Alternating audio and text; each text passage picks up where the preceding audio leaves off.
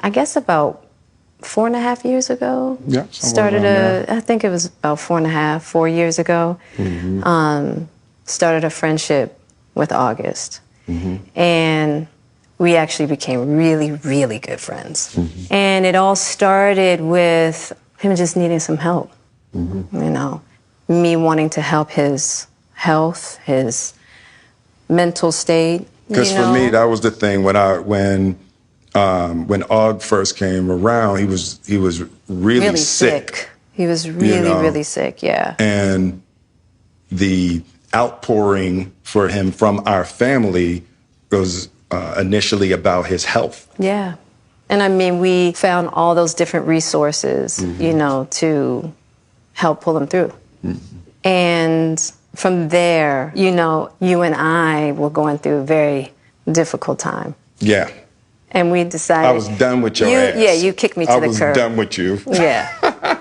Marriages have that, though. Yeah, Marriages have that. Yeah, we basically, we broke up. We decided that we were going to separate for a period of time, and you go figure out how to make yourself happy, and I'll figure out how to make myself happy. Well, at that particular point in time, it was indefinite. Yeah, I really felt like we could be over.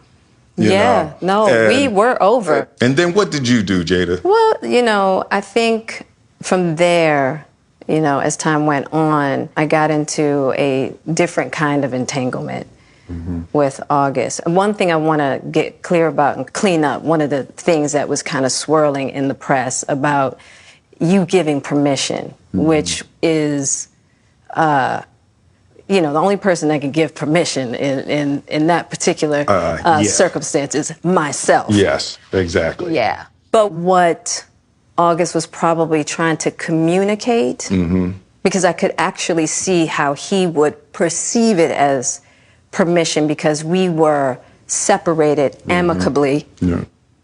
And I think he also wanted to make it clear that he's not a homewrecker, which he's not. I think, so, I mean, because this is your red table and you like brought yourself to the red table.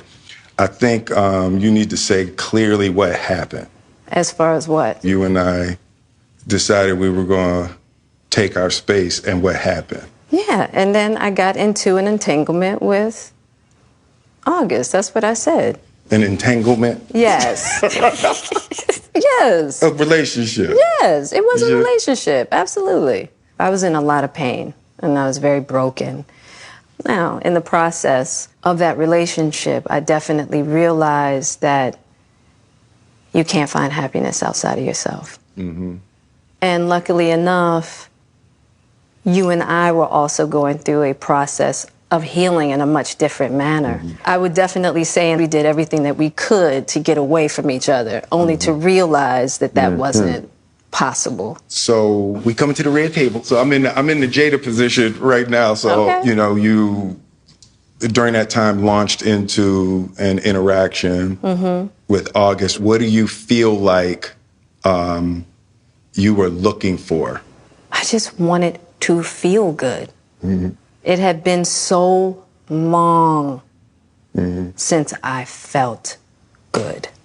And it was really a joy to just help heal somebody. Yeah.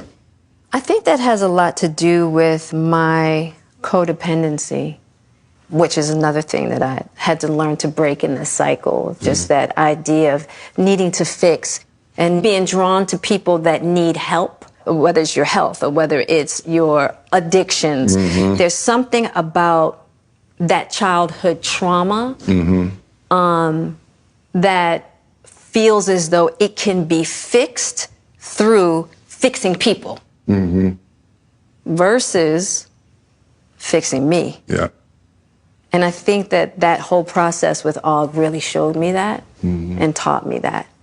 And I'm really grateful for that lesson. I feel like that husband, like I'm with you at the press conference. I'm that husband. Now I got to be with you at the press conference while you like tell the world about your transgressions. Well, like I love my baby. I'm gonna stand by my baby no matter what. Well, you know, I definitely understand why it would look that way or feel that way, but I actually don't look at it as a transgression at all. Through that particular journey, I learned so much.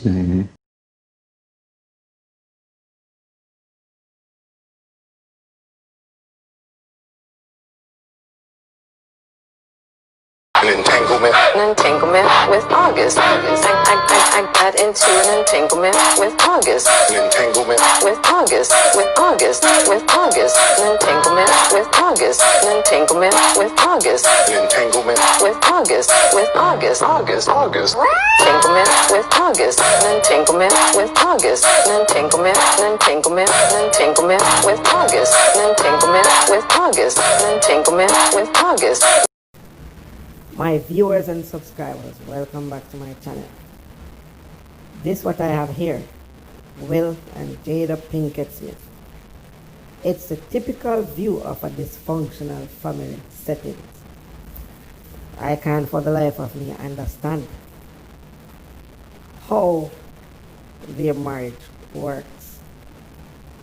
Because, for instance, at one point, Will was dating his ex-wife while he was married to Jada Pinkett-Smith. So it's like they had a open relationship where he is with both women. And if that isn't dysfunctional enough, both their kids, Jaden and Willow, they were both given they were both independent while they were young teenagers.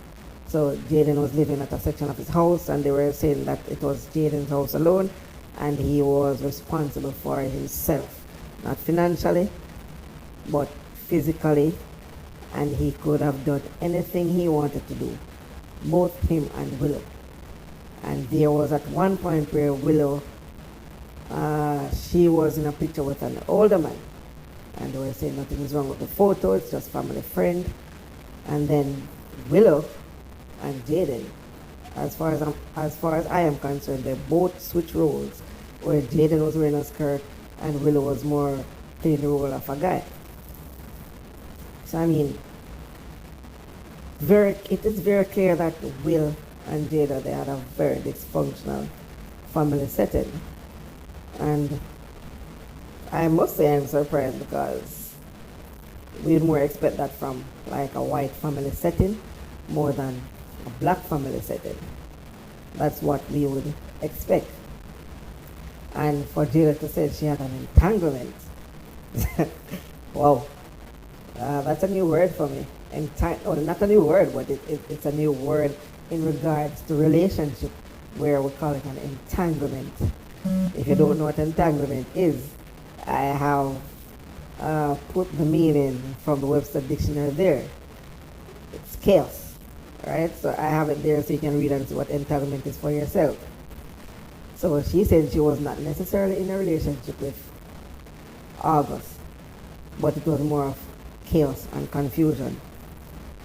And if we listen clearly to what Jada is saying, we do have a lot of females out there who loves to fix things. So what they do is they find broken men and they try to fix them. Now, some of these men can't be fixed, but a female doesn't feel as if she's being a female, or she doesn't feel as if she's doing enough unless she finds something that is broken and tries to fix it herself. I know one and two females like that, and it's one of the reasons why I would say that relationship cannot work, because instead of finding something that is fixed and suitable to your lifestyle, you try to find something that you must fix yourself in order to have a better lifestyle. So in some regards, it's trying to fix something so that you can feel better about yourself, and that doesn't always work. I mean, 9 times out of 10, it probably fails. So as Jada said though, which I agree with, you have to learn to fix yourself first before you can think about fixing anything or anyone else. So, I mean, this dysfunctional family of theirs, I'm hoping that they will eventually sort out and be true public figure that some persons can look up to in regards to their lifestyle and marriage. And what I'm saying, those females out there that loves to fix things that are broken, leave it alone and try to find things that aren't necessarily to be fixed.